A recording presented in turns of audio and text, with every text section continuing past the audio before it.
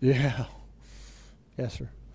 How do you think the economies of scale apply to local news organizations? What kind of the examples you gave really were looking at a national market.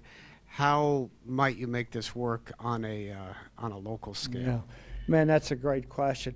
Do you know what my ambition is? My ambition is to develop an application, a generic news application that you can reskin for a local paper for a very, very low cost. I mean, so what if the application in Columbia, Missouri and Columbia, Maryland look alike? Nobody sees both of those papers. So it is possible to develop an application that can be reskinned with a new masthead and colors for each organization. The news media is so fractured that I haven't been able to find an organization that will finance the development cost. But that is the answer. We need one terrific iPad application, one terrific iPhone application that local papers, even weekly papers, can inexpensively plug into and then offer to their readers. Can be done. Hi, my name is Patrick. I work for Scripps Interactive Newspaper Group, and we're getting our feet wet for iPhone development as well.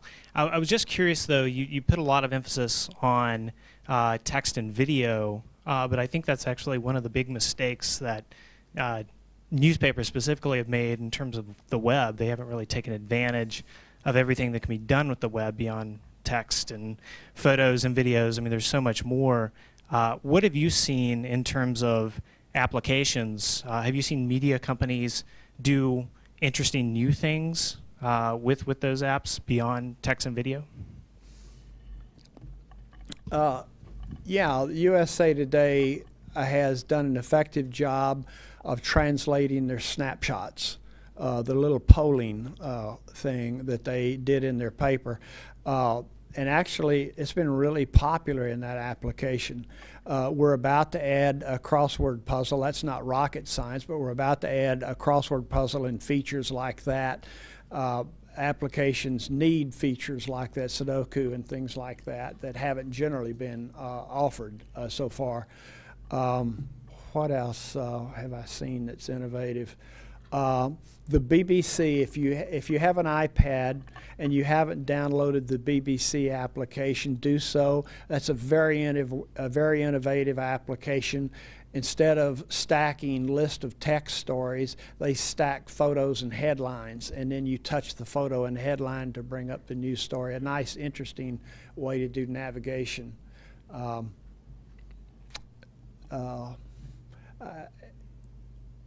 A lot of innovation is going to happen. It's so new that it's only 7 days old in the case of the iPad and not much over a year old in the case of the iPhone. So there's plenty of opportunity for experimentation. A question back here. Hi, my name is Blake. I run the social media accounts for the Commercial Appeal in Memphis. You talked about paywalls. And I agree, while you may be able to get people to pay for an app, and that might be a wise thing to do, I've seen several examples of paywalls causing newspapers, websites to kind of fall flat on their face. Have there been examples that I've missed of papers actually using this effectively to sell their online content? Yeah, The Guardian. Okay. The Guardian sells their app, and they've been very effective. Who else? Oh, websites? No. You know, people, I mean, websites, I'm not sure we'll ever be able to put the genie back in the bottle on websites. I don't know whether we'll ever be able to.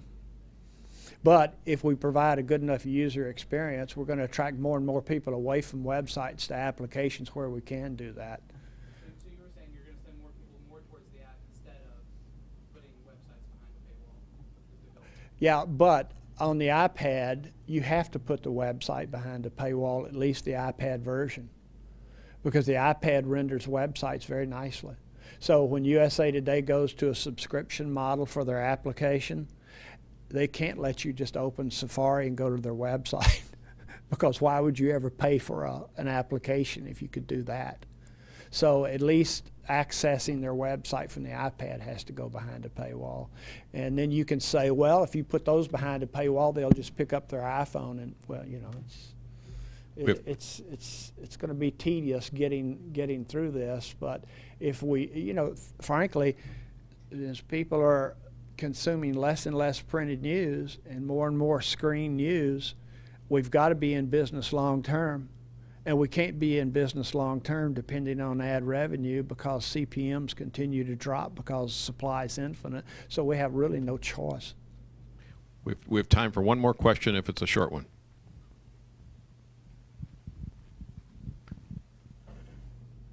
Hey, you. Hi, Marlon Scott. I was curious, as you said, like, you're on the national level and he's thinking about models for the local level. I would think that well, ideal target audience, especially be on the collegiate level, is there some kind of model that you can integrate or even think about just as a basis for you know, making apps for college newspapers that are free, that'll, you know, attract, because you would think most of the smartphone audience is in that age group from 18 to 25, they are at colleges at this point. Yeah, I'm glad you asked that. I've been begging my friends up at Gannett to take their application and create a version of the USA Today application that they would offer for free to college newspapers. You take the four buttons across the five buttons across the bottom of the screen. The last button, you make it a toggle switch between the college newspaper and USA Today.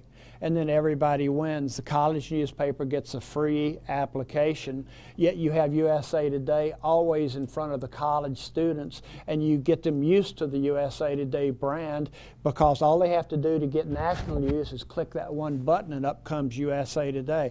So I don't know why anybody hasn't done that. I sure begged my friends at Gannett to do it, but it's a perfect solution. We're actually going to give the last word, Bill, to John Seigenthaler. Oh, okay. I just want to say, Bill, thanks so much for educating an old man whose grandson thought he was too damn old to learn anything. And I think what you've done here today is opened up the door on a learning experience that we're all going to benefit from. So thank you so very much, and thanks all of you. We now divide into twos, I think. Thanks so much. Good.